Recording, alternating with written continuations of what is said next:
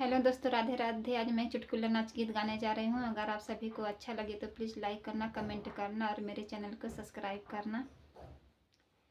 गईली उखुड़ी के खेत मेड़िया पड़ गई नी सकेत, बिछिया मार दिहले बिचली अंगोरिया में। गईली उखुड़ी के खेत मेड़िया पड़ गई नी सकेत, बिछिया मार दिहले बिचली अंगोरिया में।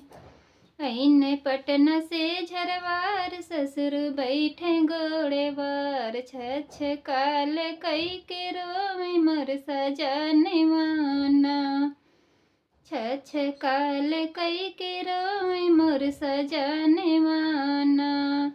गईली उखुड़ी के खेत मेड़िया पड़ गई नी सकेत, बिछिया मार दिहले बिचली अंगोरिया में। ऐने पटना से झरवार, भसुर बैठे गोड़ेवार, छछ काल कई के रोवे मोर सजनवाना। छछ काल कई के रोवे मोर सजनवाना। गईली उखुड़ी के खेत मेड़िया पड़ गई नी सकेत, बिछिया मार दिहले बिचली अंगोरिया में।